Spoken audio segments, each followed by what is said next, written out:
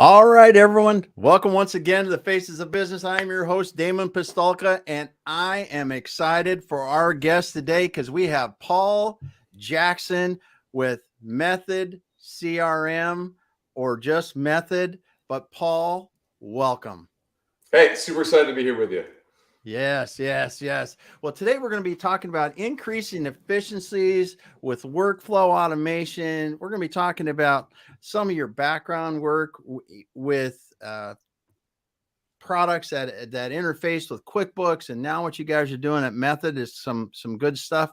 So, Paul, we always like to start out with your background and how the heck does someone decide that they are going to develop an application for scheduling around QuickBooks? I mean, where does that come from? Yeah. So I guess early on, Yeah, let's start entrepreneur. back in college and before that. And how Well, the heck yeah, did you get into it's what even you do? it does all start like in college. So No, wow, um, that's awesome. the I think in prior to college, I also had some kind of like business on the side, right? Like whether it was cleaning neighbors' pools or a camp, taking all the Mountain Dew from the local store and bringing it back to camp on horseback and selling it back to their campers. I also had some kind of business gig going on.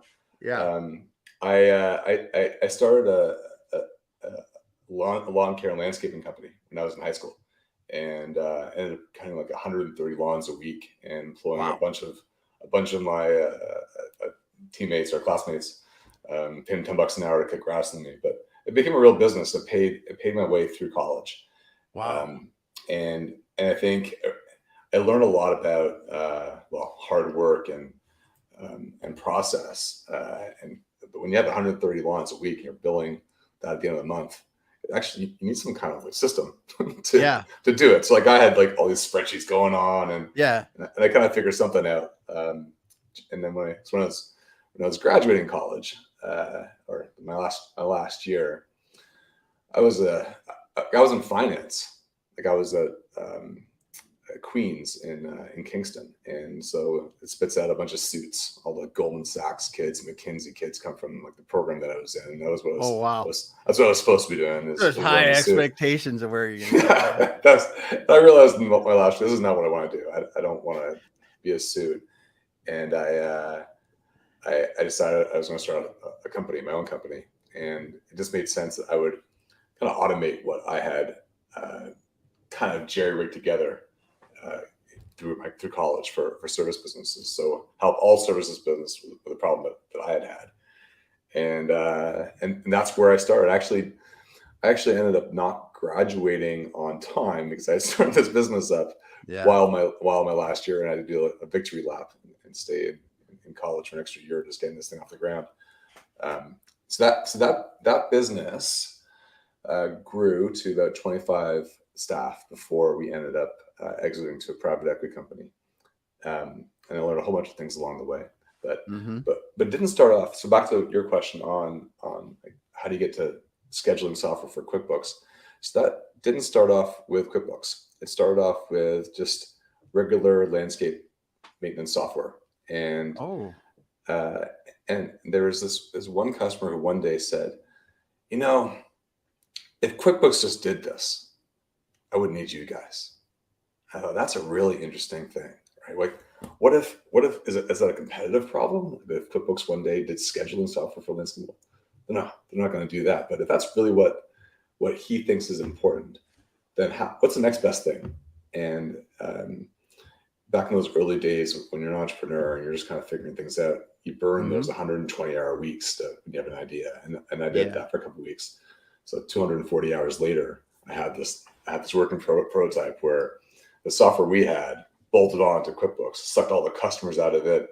You could put those customers onto the schedule, and you could do routing Wow. and invoicing from that. But those invoices went instantly back to QuickBooks, where you receive the payments and let all the accounting stay in QuickBooks. And that was a hit. People loved that, and Yeah. so that's when the business took off, and that's when we really started to scale the company. And 10 years later, I guess we exited. Yeah. So scaling a company like that, a SaaS company is a little different than scaling it, more like a manufacturing company or e-commerce or something like that, or a service-based company. What were some of the challenges that you encountered then that helped you prepare for what you're doing now? Yeah. So back then, so we're talking about the years 2000 to 2010. So SaaS, as we know it today, didn't really quite exist in those early years. You're still selling perpetual licenses, which meant like you're selling software for $2,000 and hopefully get an annual maintenance fee for $400. Yeah. And that's how it all works. But I remember the challenge of that was the sales cycles. You'd have a busy season up until April, and then it would kind of die off. And I thought back to like the service business I ran before, and that was just steady. Yeah. Steady's good. Yeah. Steady's good. So we became SaaS before there was SaaS, and so we started renting the software.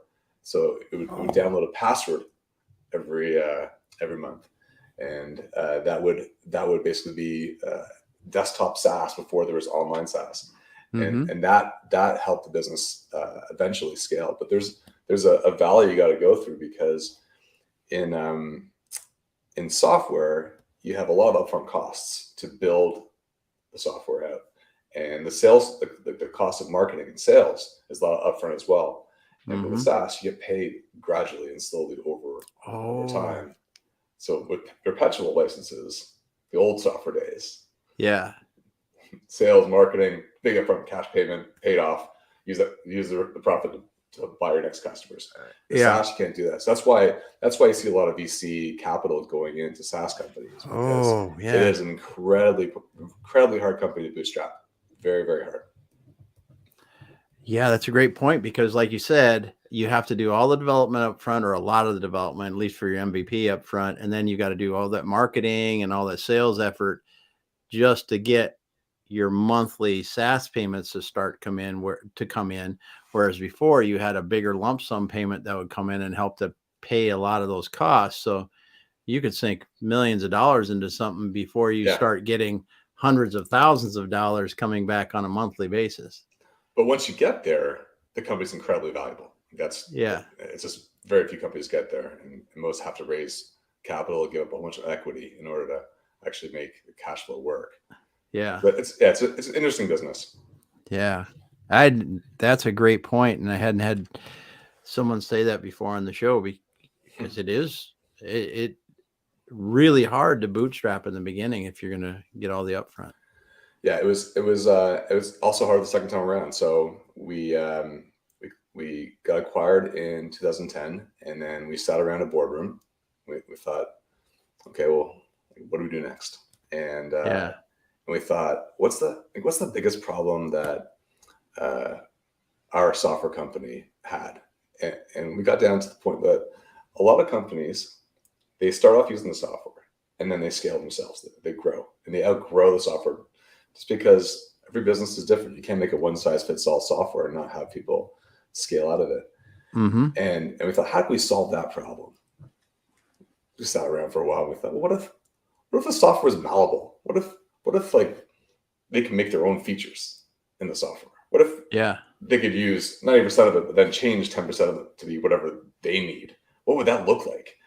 And if we wrapped it around QuickBooks, it would be the holy grail. What would that be? And we came up with this idea of this platform that would basically drag and drop and make the product, little bits and pieces. And if you put it all together, then you have this SaaS product that can be changed. And so we'd have thousands of customers with thousands of different versions of the software, and it'd all work. And that's what Method became, was that idea. So here we are today. We're 100 people, and this time we took VC capital eventually, because it's too hard to scale without it. And that's what we do. We have thousands of companies using thousands of different variations of the product, all through a perfect business process. Oh, we got to dig into this. We got to dig in this, because this is like, I mean, so you envisioned and built a product that if Damon looks at it and our company workflow is different than your company workflow, I can change it. You can change it. You can do it yourself using drag and drop, or you can hire someone to do it. Yeah. Very Yeah, good. I think an example, like there's That's there's I think the medical cabinet maker, mm-hmm. is a really good example for that, because they had a standard estimate for him, and we built a whole different estimate process for him. So the story behind this medical cabinet maker is every medical cabinet is custom. They all Mm-hmm. have different drawer configurations, and each drawer does certain things and holds certain equipment. And the entrepreneur, this business owner, knew what these configurations were. Some configurations are possible and some are not.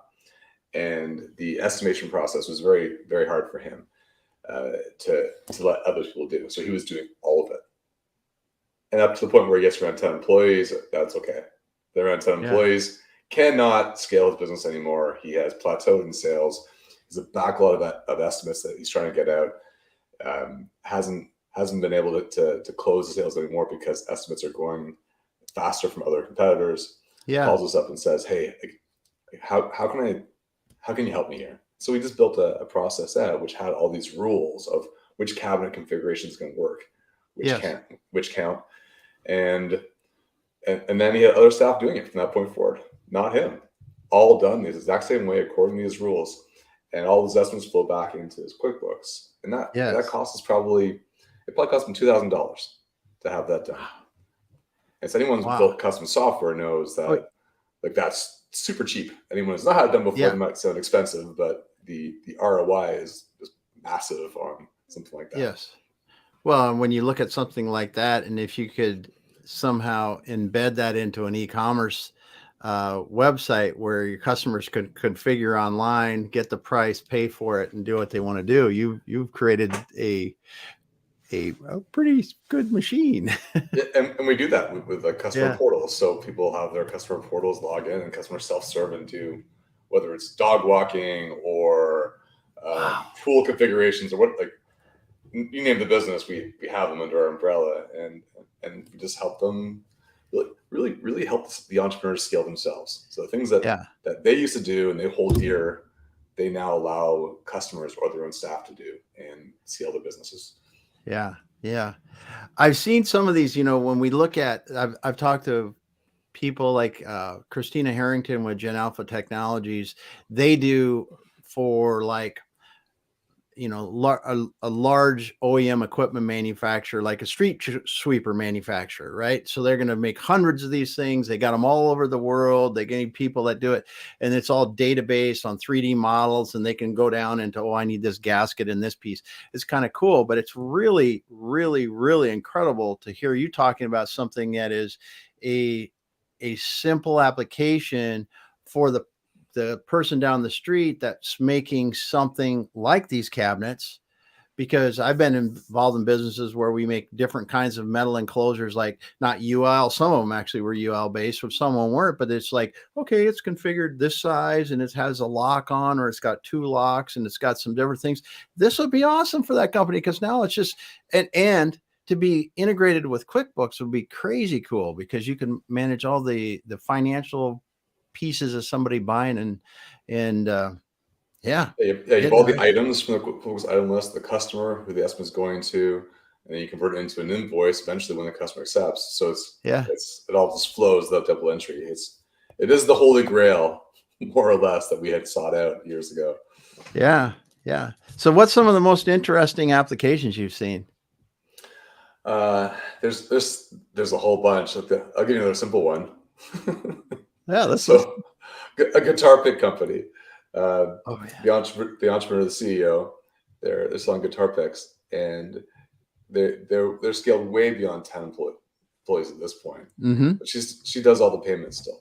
Why is she doing all the payments? She asked us, is there a way where we can have our staff using method, but I'm the only one, lock them out of doing payments?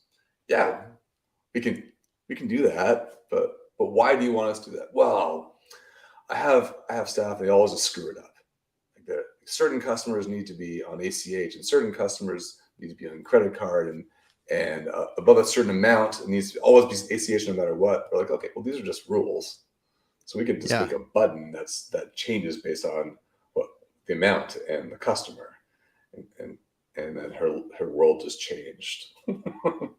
So Oh, I don't yeah. have to do this anymore, and I Yeah. don't have to trust my employees to just follow it. So like things like that, to like a mosquito spraying franchise with 150 franchises that go around and basically make sure back gardens are livable, but having all that flow into one consolidated we call it multi-tenant. So we have 150 QuickBooks files, 150 CRMs, all in one big dispatcher reporting system, where they've built an entire custom system on top of Method.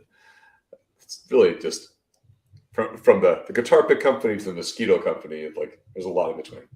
Oh, yeah. Yeah. Well, and rolling things up like that is so complex too, because It you got is. different Yeah. things, different areas, different tax codes, all kinds of junk. You gotta make sure.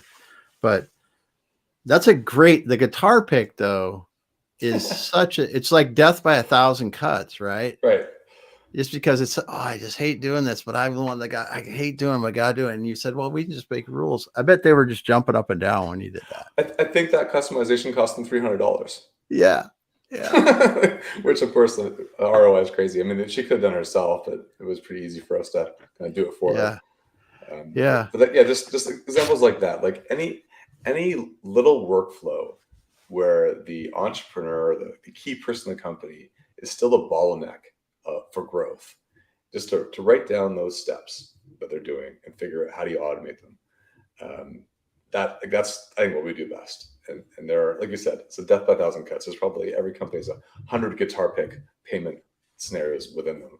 You just got to automate one at a time. Yeah. So what are some of the other things that Method really helps with? I mean, are they helping with data flowing in and out from other systems? What are some of the other things that you guys are doing? Well, I mean, so at its core, Method's a CRM. That's the starting point. No, very few people are starting from scratch and saying, okay, hey, I'm a small business, I'm going to create my own system from scratch. Yeah. That's not really how we go to market.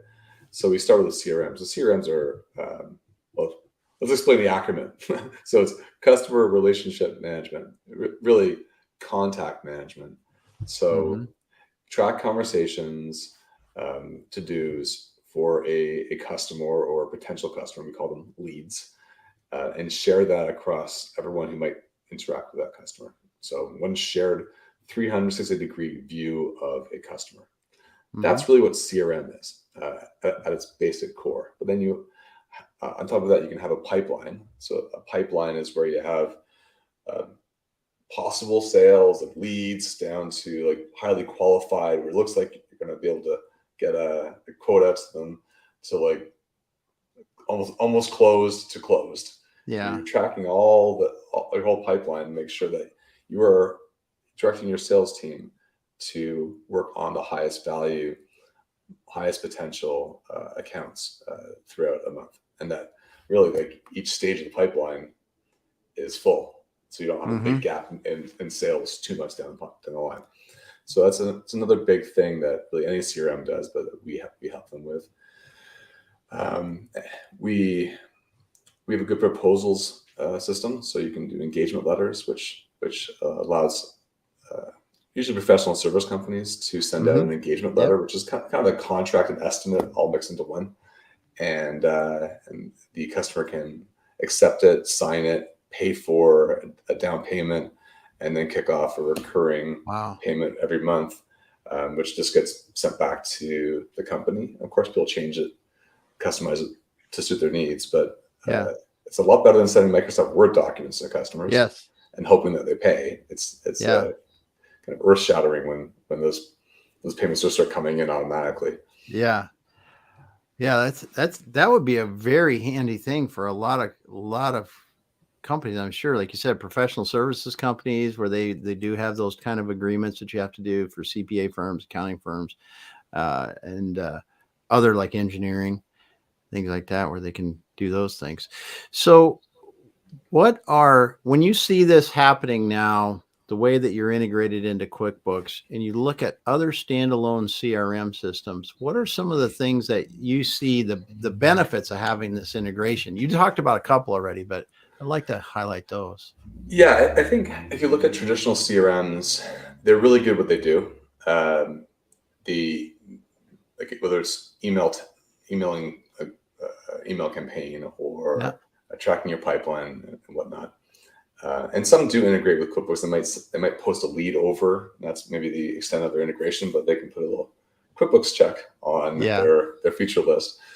Like our take on it is, yes, we synchronize with QuickBooks really well, and we do more than just the customers. We synchronize with all the transactions, the full 360-degree review of a customer: invoices, estimates, credit memos, payments, sales orders, sales receipts, like everything. But it's malleable. So like with all the examples I've been giving so far, where you're customizing a payment flow, where you're customizing an estimate flow, you can't do that in normal CRMs. And I think this is part of a larger movement. We started early back in 2010 on this, but I think most software in the future that you'll see built will be more like this, where it can be configurable to the point where everyone's getting their own custom system. Because if you have an apples to apples comparison of a system that's malleable and one that is static and can't be changed, what's going to win in the long term? It's the malleable one.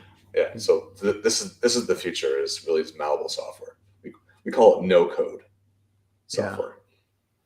Well, and you can, as your business changes, you can just keep changing your workflows. Exactly. So like the problem with any kind of boxed software, whether it's traditional CRM or traditional industry specific software, is you have to rewrite your workflow steps in order to fit the software. And that might work for a little bit, but every time you want to change it, you outgrow. Eventually this comes where you have to get new software. With this, you just change the process. You're like, oh, we have a better way. Well, just change the clicks on the screens, change the checkboxes, change the fields you're collecting information on, change the button.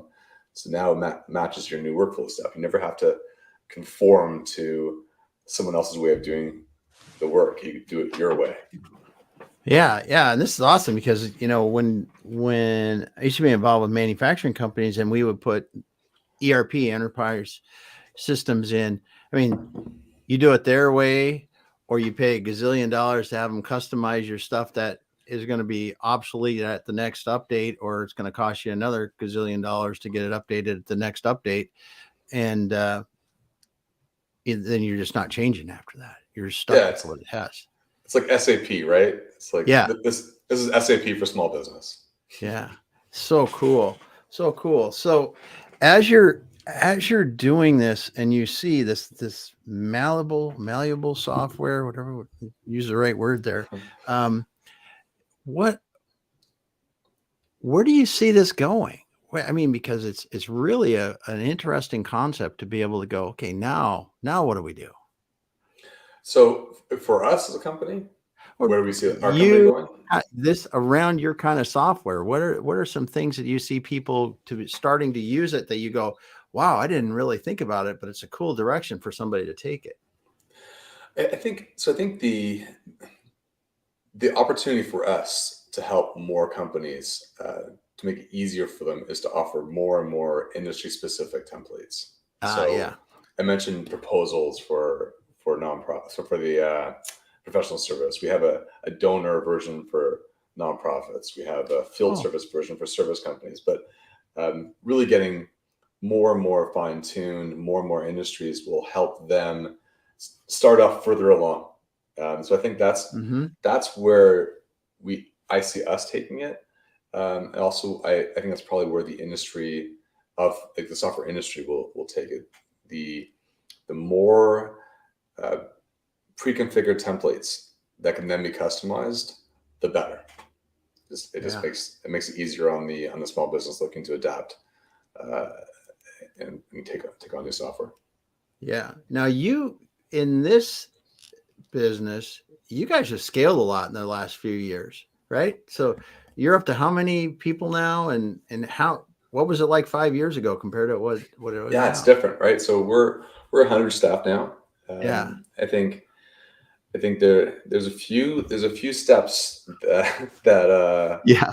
the entrepreneurs to go through. I think 10, 0 to 10 was fun.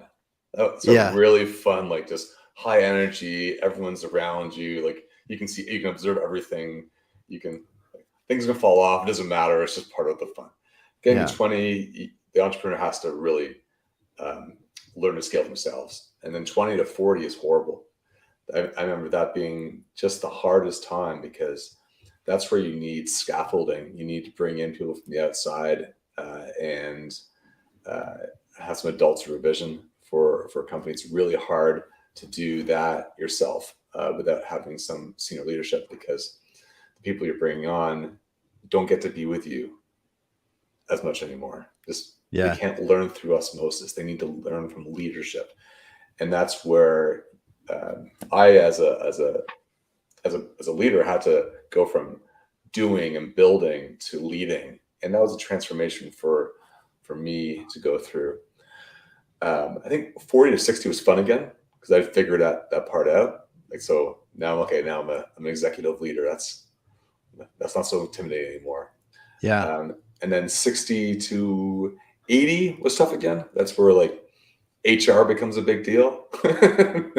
And so you have to Yep. learn a whole bunch of new things and uh, and, and like corporate process that you didn't need 0 to 60 Yeah. because why would you create process for the sake of creating process? All of a sudden, everyone expects.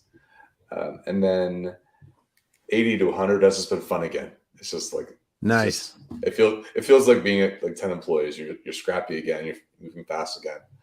And I don't know what's next. I don't know what Yeah. 100 to 200 is going to look like, but Yeah. definitely some learnings. Yeah. So so you see the future of the product is going to be industry specific templates. Um, what do you see? I mean, there are so many choices for people when you look in CRM packages, when you look at accounting packages, all this kind of stuff. What do you really see in the trends in these kind of softwares that someone listening today would go, why would I think that method might be a little bit different than some of these standalone things? Is it the integration? Is it the configurability of it? Or what are just some things that kind of set you apart? Yeah, so I think it's actually just the three things we've been talking about, really, which is the integration, the customization, and the templates. So the way we see the market today is it's mostly traditional CRMs. We're talking about the Salesforces and the HubSpots, which are great at what they do. They ask you to conform, to rewrite your workflow steps in order to fit the software, but they work for a bit until you outgrow them. Or you have industry specific software, which are also great.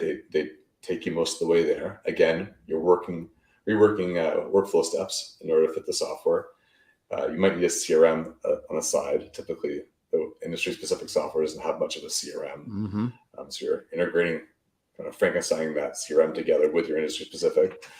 That's kind of how people do things today. And they're all a hell of a lot better than just using whiteboards and spreadsheets. Mm-hmm. But I think the way we see the market is that if you can wrap, first of all, the software around what people already use, and everybody's already using QuickBooks, then you're already starting off in a great spot because there's no double entry. So Mm-hmm. the data flows back and forth really well. You're saving people a lot of time and fewer mistakes. So if you can really nail one integration and really nail it, it's the accounting software. And Yeah. mostly in the US, that's QuickBooks. We also work with Xero, which is more of a UK and New Zealand, Australia. So we do that really well. We're more than just a checkbox. And that's something we brought over from the last company, Q Express. That Q was for QuickBooks, right? So Yeah. we do that really well. The second piece is that the malleable, where you can build your own process and you can change things according to how you do your work. That's again different with method, and because we start you off with some of these templates, then you don't have to do all that work yourself. Right?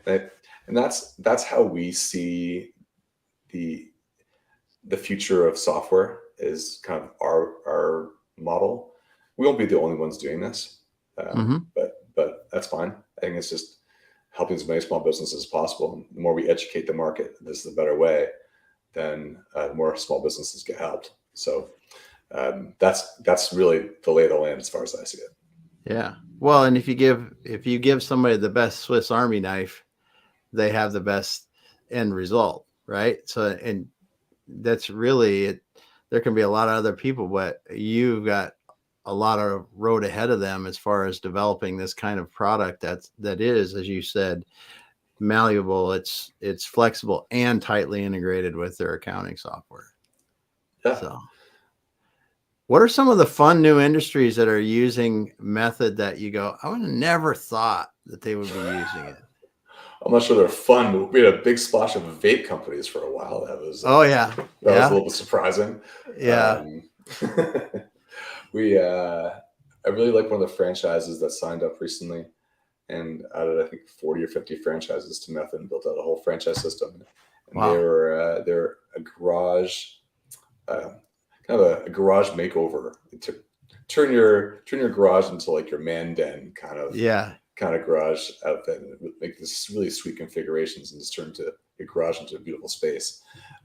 That's been a lot of fun seeing what they're doing. Yeah. Trying to think of trends.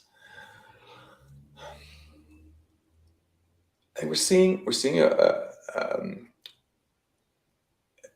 rise back in manufacturing, like a rejuvenation in manufacturing, small manufacturers. And that's exciting. Like actually, our biggest group of companies that use Method are what we call MWD, manufacturing, wholesale, and distribution, and that those are our largest accounts, typically our most successful accounts, which I find interesting because we don't do inventory. Yeah. Right. So they're using us for their sales order processes and really helping their sales reps. And that's a big opportunity for us just to get better and better at, because I think that's a large growth area for the US right now. There is a ton of, as you said, the problems brought around by the pandemic and the supply chain.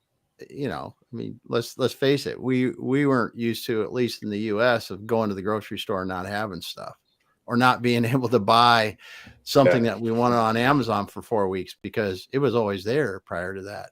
And a lot of that drove changes in the way that the manufacturing is done in the US. And I think it spurred from the people that I talked to, it spurred a lot of smaller brands that were just like, hey, we should make this. Now's our time to do it. You know, we're stuck at home and we should do it. Or some were like, we're ready to come out and really came out and did it. Cause yeah, we're talking to tons of smaller startup food brands and niche products and that are just creating awesome stuff that can be in anything from, you know, construction related to, like I said, something that we're going to eat or going to use out camping or whatever the heck it is. So that's cool that you're getting that. It really makes me excited because those companies were typically stuffed into one of these other industry specific products that they didn't need, because, you know, if you're a $2 to $5 million, $10 million manufacturer, you don't need a crazy expensive, you know. And I honestly, a long time ago when I was still doing it, you would spend $500,000 on this. And it's like $500,000. That was, you know, that's, you look at it and you go, that's a third of our profit for the year. You know, why are we going to spend that much on a piece of software when you look at what you guys are creating now for these manufacturers? You can be nimble, you can be and flexible. And and we've helped. We don't do everything, right? Like it's not. There where we have like shipping and inventory, but we'll do plugins to things like SOS inventory, which is very lightweight inventory management for QuickBooks Online. Or ShipStation, which is one of the best shipping options out there that has plugins. We'll plug into that, and so like one of our mottos was integrate with the things that we're not going to replace. Yes. We're not going to replace Yeah. QuickBooks. We're not going Yes. to replace Gmail. We're not going to replace ShipStation. So integrate with those, but then everything else make sure we do really well. Yeah. Yeah. That's so cool. That's so cool. Well, what are some of the interesting things that you've learned this time growing this company because you had investors alongside of you this time compared to last time when you didn't? Yeah. Just in case one of my board members listens to this podcast, I'm going to choose my words very carefully. So I'll tell you how I got here. So I had bootstrapped the first company. Yeah. When we exited, I was 100% of an owner. Yeah. So I had that bootstrap experience. With capital to deploy, I became an investor. So I invested in quite a few companies. One of which was actually Wave Accounting, which had a tough beginning, but then sold to H&R Block for like $600 million. It was a great outcome. But as I watched companies like Wave grow, I understood what the impact of venture capital was, and how you could really scale faster than just bootstrapping. And so when I did decide to take on capital, I think we're about 3 years in. That's when we started looking for a venture partner, and really learned a lot about. Well, I knew a little about private equity at that point, but now venture, and how to manage a board, and what the purpose of a board was. How to use things like ESOP, which stands for Employee Stock Option Plan. So how to use an employee stock option plan to incentivize the staff. I remember one of our key venture capital partners said to me, "Hey, Paul, like at the end, this thing's going to be big. There's going to be a big exit one day, whatever it's going to be, but you don't want me drinking alone. That champagne bottle, maybe it's got to be big and it's got to pour a lot of glasses." And that was great. So we built an ESOP plan to make sure that every person who was helping us get there had a piece of the pie. I guess I had a champagne glass at the end, right? And so learned a lot about that. Networking, I think. So for me personally, I'm maybe more of an introvert, and I kind of keep to myself. I retain all my fears and my thoughts. And so never had a mentor. The void that I filled with that was actually a founders forum. So if anyone listening just feels that like they need someone to listen, have someone listen to them and learn from, and have a safe space, I highly recommend you join a founders forum or founders group, which is just a highly confidential group of between 5 and 10 other entrepreneurs. You take it very seriously. You make sure you show up for every meeting. You make sure you're open and honest and you're vulnerable. You talk about anything you want to talk about. You share. You don't give advice. You only share experiences, and you never talk about the meeting outside of the meeting. And I've done this for now 5 years as part of a founder forum. And actually tomorrow I'm going for a 2-day retreat. And I'm in a group of 7. And 5 of the 7 have exited in the last 3 years. So I'm not sure how much business we'll talk.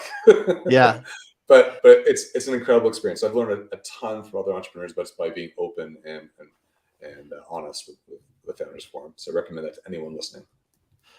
That's really cool. Because there are different experiences, but they're shared experiences too. It's, like you said, what's the purpose of a board? It's a big thing, right? Because in your first company, you didn't have a board, did you? Yeah. No. Why would I have a board? So, exactly. And the purpose of the board is really to hire and fire the CEO.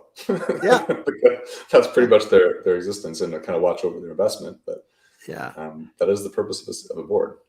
Yeah, and when you see them work and understand how they do, that's thing. And then coming into it and scaling like you are now, they bring the things to the table. The board does, if it's the right board, they're bringing things to the table like, what is an ESOP? Why should you have an ESOP? Well, it's a way for us to keep the very best talent all the way till we until we all have a lot of fun. And it's cool when you see them working well together. It really Yes. is. Yeah. It really is. We have a great relationship on our board today. So I think when things are going well, then it's easy to have a great relationship. So I hope that if we ever have a dip, we'll maintain that relationship. But right now we're good. Yeah. Yeah. Well, it's interesting. I've been in companies and been in boards and on boards when things aren't going prime. They're not great. And what I see, good boards in those situations understand that if you say something's going to be the way it is and it turns out that way, that's really what we're here to make sure. And beyond that, give ideas, give good suggestions and resources when we're asked to. And the boards can help through those tough times. But you're right, in some situations when the board is not the right board, it can get really ugly and so Yes, but that's you're why not there. That's why you have a founders forum. So the board is Yeah. not your crying towel. That's your Yeah. founders forum. Yeah, And it's exactly. probably not your spouse at home because they No. don't need to hear it all. Right? No, don't want to hear that. We've put up with you as a founder for this long. We don't need to hear that too. It's amazing we put them through, isn't it? Yeah. That's so awesome. Well, it's great to get to talk to you today, Paul. With what you guys have built a method, I think it's really incredible to see something that, for a small business that's flexible, it's a CRM based, integrates tightly into QuickBooks and just malleable, like you said, with these different pieces and workflows that you can adjust and configure easily yourself with a low no code kind of option, or have you guys do some of this and then change it later because your processes have changed in the business. So good stuff, man. Yeah, so you got it. You understood it all. So my job here is I think it's cool because you're saving people. You are saving people from going out and buying this big package that is going to be obsolete about the time you put it in, because you're going to want to change something. Or just continue to do the same things they used to do and never pass it off and never scaling to be able to afford that bigger package. So yes, we handle both ends of the spectrum. Yeah, because you're right. You're going to help enable them to scale because you're going to automate these workflows and you're going to make what's in people's heads now into rules-based knowledge that can be shared across the organization. Absolutely. Yeah. So good stuff. Workflow steps can be done the same way every single time. Yeah, and the consistency, because even if the founder is doing it, they're still going to make mistakes. Yeah. But you let a system doing it, it's going to do it the same every time.